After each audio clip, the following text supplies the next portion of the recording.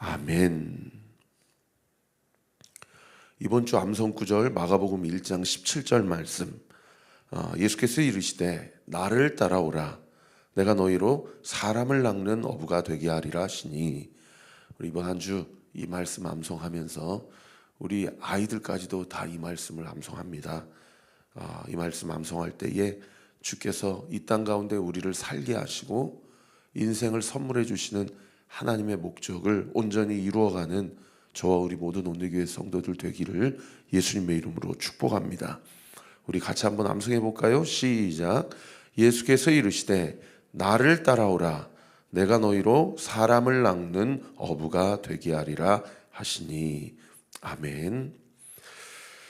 자, 어제 본문 예레미야 1장 1절부터 10절까지 제가 말씀을 전하면서 예레미야는 하나님의 말씀을 전할 가정의 어떤 백그라운드, 배경도, 그리고 자신의 실력과 역량도 준비되지 못한 사람이라는 것을 우리가 어제 본문을 통해서 함께 살펴볼 수 있었습니다. 그의 집안은 몰락한 제사장 집안이고 제사장 직분도 박탈해버렸어요.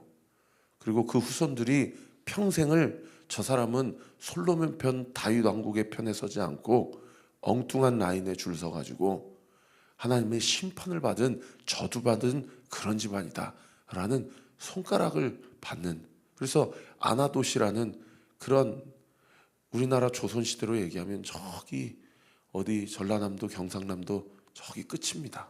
물론 위치로 보면 예루살렘과 그렇게 멀진 않지만 어떻게 마음의 거리, 인식의 거리는 그런 저 끝이에요. 그런 아나돗으로 완전히 쫓겨나가가지고 거기서 수백 년을 그렇게 살아가는 그 몰락한 지방의 한 사람, 그 예레미야를 하나님께서 지명하여서 내가 너를 택했다, 내가 너를 선택했다, 내가 심지어 너를 알기 언제부터 알았냐, 모태에서 짓기 전부터 나는 너를 알고 있었다 라고 그렇게 이야기하고 있다는 거죠. 여러분, 이 말씀과 영적인 원리가 단순히 예레미야 한 사람에게만 이야기하시는 것이 아니고요, 오늘을 살아가는 저와 우리 모두에게 하나님이 하시는 말씀임을 믿으시기를 예수님의 이름으로 축원합니다. 하나님이 나를 택했다는 거예요. 할렐루야. 그리고 저는 어제 설교에서 우리 온누교회 성도들 한 사람 한 사람도 지명해서 이 교회로 불러주셨다라고 그렇게 선포했어요. 여러분, 그래서 제가 어저께 뭐라고 말씀드렸습니까? 이전에 교회에서 신앙생활 했던 대로 우리 교회 와서 그렇게 신앙생활 하지 마시라. 다 영적인 갱신이 있어야 돼요. 어저께도 한 목사님이 오셔가지고 자기도 개척을 놓고 기도하고 있는데 소문을 듣고 이렇게 왔습니다. 어떻게 10원 한 푼 지원도 안 받고 어디 도와준 사람도 없는데 어떻게 코로나 시국에 그렇게 개척을 해서 여기까지 오게 됐습니까? 책을 읽으면서, 플랜팅 시드라는 홍민기 목사님 책을 읽으면서 우리 교회 이야기를 듣게 되고, 어제도 사모님이랑 목회자가 주일날 휴가 가면은 딱 한 주 다른 교회에서 예배 드릴 수 있는 찬스잖아요. 우리 교회에서 다 눈으로 보고 예배 분위기를 온몸으로 경험하고 가시면서 제가 마지막으로 축도해 드렸더니 그렇게 고맙다고 하면서 가시더라고요. 여러분, 하나님이 우리를 선택해서 불러주신 줄 믿으시기를 예수님의 이름으로 축원합니다. 그런가 하면 어제 본문에 또 제가 두 번째로 뭐를 나눴습니까? 하나님께서 선택했는데 우리에게 주어지는 책임과 의무가 뭐예요? 하나님의 말씀 앞에, 하나님의 부르심 앞에 순종해야 될 책임과 의무가 있다는 거죠. 너는 순종하기만 하면 된다. 그런데 이스라엘 백성은 본인들이 선택받았다라는 것은 알면서도 그 책임과 의무를 다하지 않으니까 결국에 예레미야를 통해서 하나님의 심판을 받는 그런 일들이 있지 않습니까? 여러분, 우리도 마찬가지예요. 우리가 온누교회 성도로서 이렇게 한 사람 한 사람 부르심을 받았지만 그렇다고 해서 무조건적으로 하나님께서 주시는 은혜와 축복을 누리며 무조건적으로 그냥 넌패스로다가 천국에 다 들어가는 거 아니라는 거예요. 여러분, 우리의 공로로, 우리의 의로는 들어갈 수도 없고 철저히 하나님의 은혜와 예수 그리스도를 향한 믿음으로 들어가지만, 그렇다고 그저 그냥 교회 다니는 것만으로 나는 믿으니까 죽으면 자동적으로 천국 가겠지. 여러분, 성경 창세기부터 요한계시록까지 어저께 제가 간증한 그 성도님처럼 한번 성경책을 사가지고 쭉 줄쳐가면서 읽어보세요. 자동적으로 천국 가는 거 아닙니다. 행위 구원을 이야기하는 것은 아니나 믿음으로, 은혜로 구원받았다는 것을 믿고 그 믿음 가운데 살아가면 여러분, 그 행위가 믿음의 결과로 나타날 수밖에 없는 거예요. 그게 진짜 믿음이죠. 나타나지 않고 믿기만 하면 그건 가짜 믿음인 거예요. 그러니까 성경을 쭉 읽어보면 뭐라고 얘기해요? 너의 열매를 보고 알겠다. 네 행위를 보고 알겠다. 이 얘기를 하시는 것이 행위 구원을 얘기하는 것이 아니라 진짜 믿냐는 거예요. 진짜 믿냐는 거예요. 그래서 우리가 선택을 받고 하나님 앞에 예정받고 택정함을 입었다면 우리에게 이제는 하나님의 명령과 말씀대로 살아가야 한다라는 책임과 의무가 있다는 사실을, 영적인 부담을 느껴야 됩니다. 그리고 뭐 부모님이 기도로 여기까지 왔고 나는 그 기도의 힘 때문에 이렇게 가고, 그리고 내가 이렇게 그냥 기존 신앙생활대로 살다가 그렇게 어떻게 시간 지나면 나도 어떻게 하나님의 부르심을 받겠지. 죽기 전에 우리 목사님이 와서 예수 믿냐고 그렇게 구원 점검해 주시고 그러면 하다못해 부끄러운 구원이라도 개털 모자 쓰더라도 천국은 가겠지. 이런 아니란 생각하면서 신앙생활 하니까 한국교회가 지금 여기까지. 그래서 옥하는 목사님이 잡고하시기 전에 저 같은 후배 목사들한테 사과하지 않았습니까? 당신들 목회할 땐 참 힘들 거라고. 그러고 나서 어제 본문 9절에 자꾸 자기는 아니다, 말을 하지 못한다, 우리 집안은 뒷배경이 아니다, 이런 얘기를 하니까 하나님께서 자신의 손으로 예레미야의 입술에 손을 대시면서 내가 내 말을 내 입에 두었다. 이제는 네가 내가 너에게 이야기한 것을 가서 전해라. 이렇게 얘기하시고, 여러분 어제 보면 1장 10절을 제가 사실은 시간이 없어서 어제 설교가 조금 길었거든요. 그래서 1시 넘어서 예배가 끝났는데 1장 10절이 사실은 정말 중요한 말씀입니다. 예레미야서의 전체적인 영적 방향성을 아예 그냥 서두에서 결론을 지은 말씀인데 제가 스킵하고 그냥 넘어갔는데, 한번 어제 보면 1장 10절 말씀 같이 한번 읽어볼까요? 시작. 보라, 내가 오늘 너를 여러 나라와 여러 왕국 위에 세워 내가 그것들을 뽑고 파괴하며 파멸하고 넘어뜨리며 건설하고 심게 하였느니라 하시니라.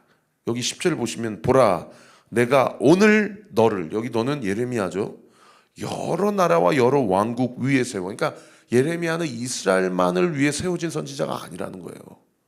그래서 나중에 후반부에 가면 이스라엘에 대한 예언만 기록되어 있는 게 아니고 주변에 있는 모든 열방 민족들에 대한 예언이 다 기록되어 있고, 심지어 충격적으로 하나님께서 바벨론을 통해 이스라엘 백성을 멸망 심판하시겠다라고 이야기했는데 그 도국으로 삼으셨던 바벨론도 어떻게 심판을 받는지도 예언되어 있어요. 그런데 거기 그 다음 구절에 보시면 네가 그것들을 뽑고 파괴하고 파멸하고 넘어뜨린다. 그러니까 앞으로 예레미야의 입술을 통해서 이스라엘 백성과 열방에게 선포될 말씀이 영적으로 이거 다 망했다, 이렇게 가다간 다 죽는다, 차라리 다 뒤집어 엎어야 되겠다 라는 것이 하나님의 뜻이라는 거예요. 뽑고 파괴하고 파멸하고 넘어뜨린다. 그래서 예레미야 전반부까지는 사실은 정말 암울한 메시지가 계속 선포됩니다.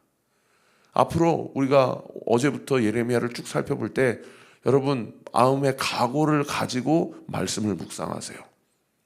그리고 이것이 한 2500년 전에 이스라엘 백성에게 하신 말씀이 아니라 이렇게 세속화되고 변질된 이 마지막 시대 신앙생활하는 나에게, 우리에게 하나님이 어떤 진중한 경고와 심판을 날리시는지 두렵고 떨린 마음으로 우리 안에 있는 연약함과 우리 안에 완악함과 우리 안에 교만함을 철저히 회개하고 하나님 앞에 정결하고 순결해지는 말씀 앞에 영적으로 온전히 반응하게 되는 우리 온리교회 모든 성도들 되시기를 예수님의 이름으로 축원합니다. 아멘. 그러고 나서 여기서 끝나면 얼마나 암울합니까? 그런데 세상에 그 다음 구절에 건설하고 심게 하였다. 그러니까 예레미야는 결국 결론이 딱 두 글자예요. 회복, 리커버리. 이게 예레미야서의 가장 중요한 키워드입니다. 하나님이 다 진멸하고 쓸어버리시겠지만 하나님이 다시 회복시키실 것이다 라고 하면서 어제 우리가 함께 나눴던 29장에 너희를 향한 나의 생각은 재앙이 아니다 평안이다. 33장에 너는 내게 부르짖으라 내가 알지 못하고 크게 은밀한 일을 내가 너에게 보여주겠다. 이런 회복의 말씀, 소망의 말씀, 희망의 말씀이 그 이전에 뽑고 파괴하고 진멸하고 완전히 망하는 것이 우리가 오늘을 살아가면서 그리스도와 함께 적당히 죽는 것이 아니고 완전히 죽어야 돼요. 완전히 고운 가루가 돼야 되고 완전히 부셔져야 돼요. 그래야 하나님이 우리 교회를 통하여 내 삶을 통해서 이게 네가 한 것이 아니고 하나님이 하셨다. 할렐루야. 어제도 이 말씀 함께 나눴잖아요. 우리의 인생이 하나님이 온전히 회복시키고 그리스도와 함께 완전히 목숨 끊어진 인생, 예수 그리스도와 함께 부활, 회복, 능력, 하나님의 영광, 주의 뜻을 온전히 이루어가는 저와 우리 모든 온리교회 성도들 되시기를 예수님의 이름으로 축원합니다. 이렇게 말씀을 이야기하고 나서 오늘 본문에 하나님께서 예레미야에게 두 가지 환상을 보여주시는데 첫 번째 환상은 살구나무 가지 환상입니다. 우리 11절 12절 말씀 같이 한번 읽어볼까요? 시작. 여호와의 말씀이 또 내게 임하니라 이르시되 예레미야야 네가 무엇을 보느냐 하시매 내가 대답하되 내가 살구나무 가지를 보나이다. 여호와께서 내게 이르시되 내가 잘 보았도다. 이는 내가 내 말을 지켜 그대로 이루려 함이니라 하시니라. 살구나무를 보여줘요. 환상으로. 그런데 이스라엘 백성에게 여러분 저 보세요.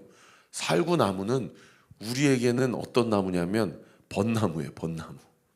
그래서 살구나무에 꽃이 피면은 이스라엘 백성은 어떤 계절이 왔다라고 직감하냐면 아 봄이 왔구나 라는 것을 직감하는 나무가 이 살구나무입니다. 이 살구나무가 심지어는 어느 때도 피냐면 1월 말에도 핀다고 그래요.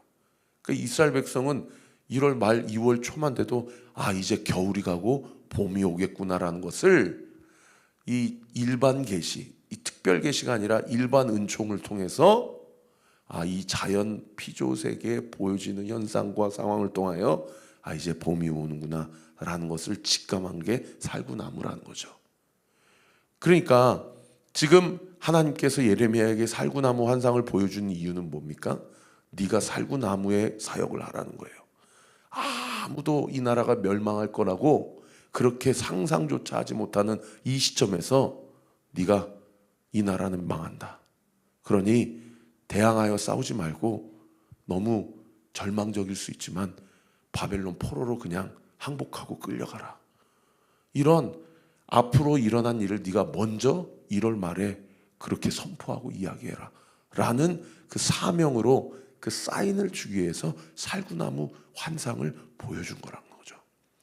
그런데 그 밑에 도움말에 보시면은 큐티책 있으신 분들은 이 살구나무의 히브리어 단어가 샤케드예요. 샤케드. 이 샤케드라는 단어가 살구나무라는 단어인데 이 샤케드라는 단어의 어원이 샤카드예요. 샤카드. 근데 이 샤카드가 어떤 동사냐면 내가 지켜보겠다. 혹은 내가 한 말을 반드시 지키겠다라는 뜻의 동사예요. 거기에서 파생돼서 나온 단어가 샤케드 살구나무예요. 그러니까 사람들은 살구나무를 보면 무엇을 얘기하냐면 무엇을 생각하냐면 하나님의 언약의 신실성을 생각한다는. 하나님이 다 지켜보고 계시고 하나님이 하신 말씀을 반드시 지키신다. 그러니까 12절에 뭐라고 얘기합니까? 여호와께서 내게 이르시되 네가 잘 보았도다. 이는 내 말을 지켜 할 때 이 히브리어 단어 샤카드가 나오죠. 살구나무 샤케드. 말을 지키겠다 샤카드. 이 언어 유희입니다. 내 말을 지켜 그대로 이루려 함이니라. 나중에 나중에가 아니죠. 그 이전에 모세가 법궤를 만들어 가지고 성막을 짓는데 그 법궤 안에 세 가지가 들어가잖아요. 하나가 뭡니까? 십계명 돌판이고, 두 번째가 만나 항아리고, 세 번째가 뭐예요? 아론의 싹난 지팡인데, 그 싹난 지팡이 할 때 그 싹이 샤케드예요. 살구나무 가진 거죠. 살구나무 가지를 지팡이 삼은 겁니다. 그러니까 살구나무 가지, 아론의 싹난 지팡이, 뿌리가 없는데, 연결이 안 돼 있는데 생명이 자라나고 있으니까 그것은 무엇을 상징합니까? 하나님은 영생과 구원을 상징하고, 그것에 대해서 신실하게 언약에 대해서 당신이 하신 약속을 지키실 것이라는 것을 상징하는 그 물품이 아론의 쌍난 지팡이 아닙니까? 그러니까 예레미야에게 살구나무 환상을 보여주는 건 뭐예요? 네가 먼저 봄이 오기 전에 말해라, 앞으로 일어날 일을. 그러나 그 살구나무 화재 환상을 통하여 내가 너에게 말하게 하는 그 예언이 나는 반드시 지켜보고 있고 그 예언을 반드시 지킬 것이라는 것을 말해라 라는 것을 깨닫게 해주기 위해서 살구나무 가지 환상을 보여줬다라는 겁니다. 사랑하는 성도 여러분, 하나님이 지켜보고 계십니다. 믿으시면 아멘. 그리고 하나님이 어제 주신 말씀, 내가 너를 선택했다, 너는 순종해라.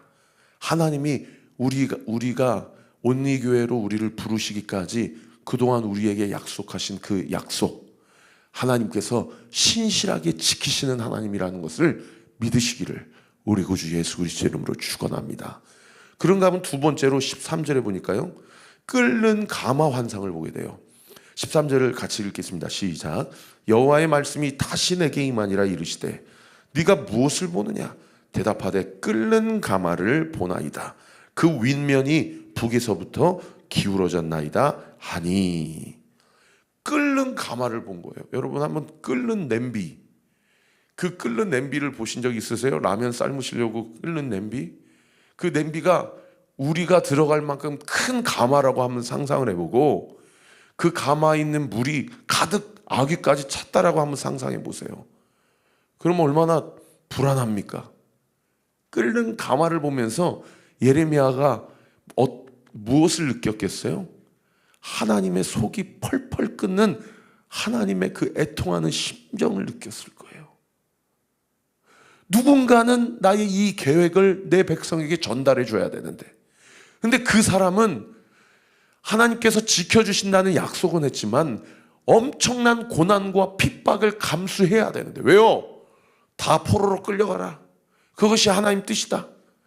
히스기야 왕 때는 북쪽으로부터 오는 군대가 지켜줬지만, 그러나 이제 시드기야 왕 때는 북쪽으로부터 올라오는 군대로부터 하나님의 뜻은 지켜주는 것이 아니다, 항복하는 것이다, 포로로 잡혀가라.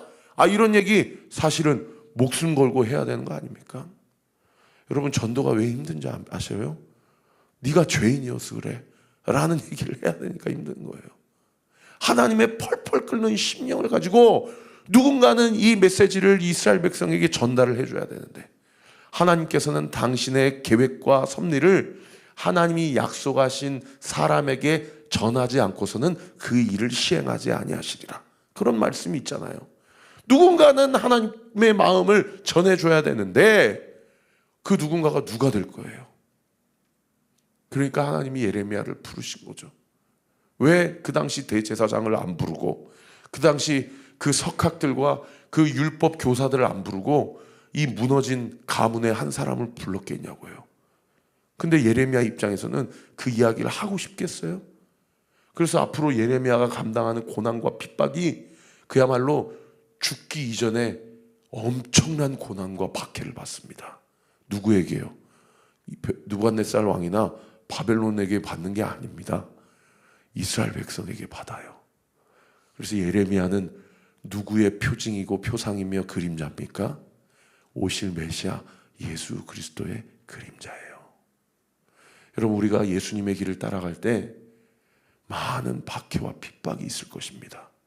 그리고 우리가 다니엘서에서 함께 살펴보았던 것처럼 끝날이 다가올수록 그 극심한 박해와 핍박의 강도는 이전에도 없었고도 이후에도 없을 강도가 될 거예요. 이건 제 말이 아니고 성경의 이야기입니다. 그때 뭐와 뭐가 갈라집니까? 알곡과 쭉정이가 갈라져요. 양과 염소가 갈라져요. 오른편 왼편으로 갈라집니다. 우리는 그때를 대비하며 하나님의 다시 오실 길을 준비하고 예비하는 우리 성도들이 되어야 될 줄 믿습니다. 그 펄펄 끓는 하나님 아버지의 마음을 보는데, 세상에 13절 하반절에 보니까 그 윗면이 어떻게 돼 있어요? 북쪽에서부터 남쪽으로 기울어져 있는 거예요. 그러니까 얼마나 이게 마음이 불안하겠어요. 가만히 있어도 불안하고 물이 튀기는데 그게 기울어져 있으니까, 이쪽으로 기울어졌다 그러면은 그 물의 양이 상당하다 그러면 다 되어서 화상 입고 다 되어서 하나님의 심판을 받게 되는 거죠. 14절에 하나님께서 뭐라고 얘기하십니까? 여호와께서 내게 이르시되 재앙이 북방에서 일어나 이 땅의 모든 주민들에게 부어지리라. 아수르가 멸망당하기 직전이에요. 그리고 그 당시 예루살렘 정권, 이스라엘 정권 안에는 대소신료들이 친아수르파, 친이집트파로 나눠져 있는 그런 정치적 상황이었어요. 근데 아수르가 이제 거의 힘이 빠져가지고 다 대소신료들의 여론에 그 힘이 어디에 실리냐면 이 아수르 북쪽에게 붙을 것이 아니라 이집트 남쪽에게 붙어야 우리가 잘 살 수 있다. 그래서 조공을 그쪽으로 바치자.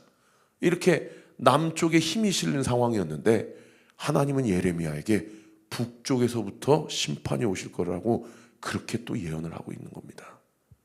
이스라엘 백성이 국제 정세를 밝히 아는 사람들이 이 예레미야의 예언을 어느 정도 신빙성 있게 믿고 받아들이겠어요?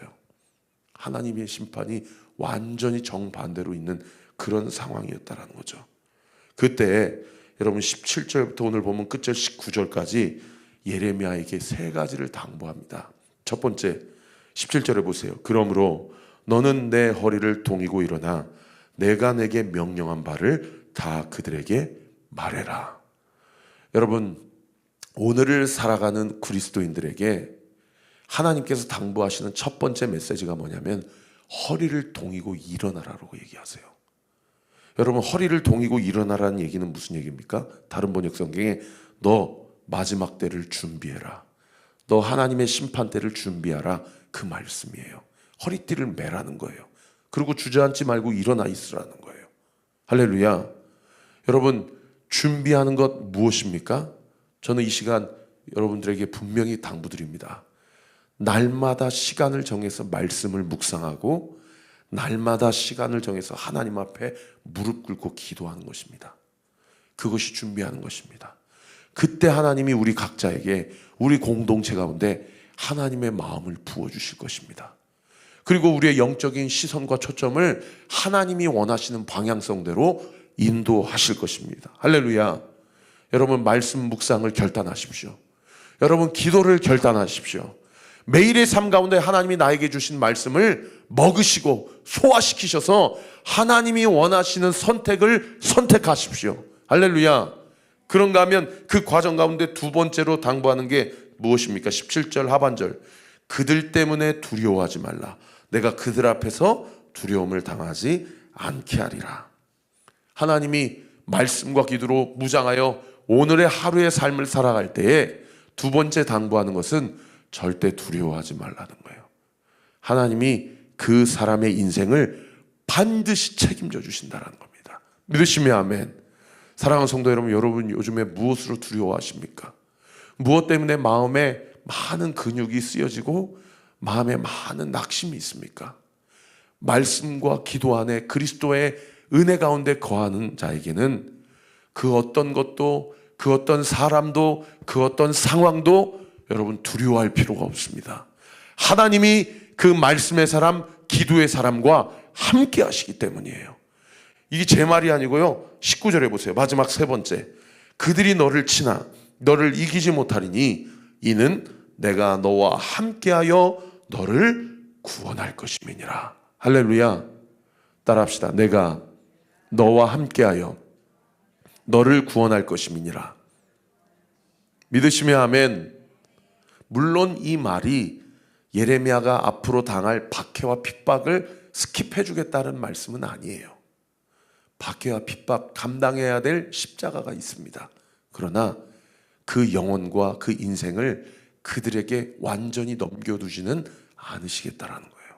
그리고 이 땅에서의 많은 핍박과 박해가 있다 하더라도 예레미야의 삶을 영원한 삶으로 인도하시고 하늘의 놀라운 상급으로 인도하신 하나님, 여러분, 우리가 이 땅을 살면서 하나님의 말씀 앞에 순종하고 하나님의 말씀 앞에 온전히 기도하며 나아가면 하나님이 우리의 마음 가운데 두려움을 사라지게 하실 뿐만 아니라 우리의 삶, 우리의 가정, 이 교회, 이 나라와 이 민족, 우리와 함께 하시고 지키시고 구원하시는 하나님, 신실하신 하나님 앞에 오늘 이 새벽에도 주님 앞에 우리가 아까 찬양한 대로 여러분 마음 가운데 있는 모든 속에 있는 두려움과 걱정과 근심 다 토설하시고 하나님의 음성 듣고 오늘 이 하루도 승리하는 저와 우리 모든 온리교회 성도들 되시기를 우리 구주 예수 그리스도 이름으로 축원합니다.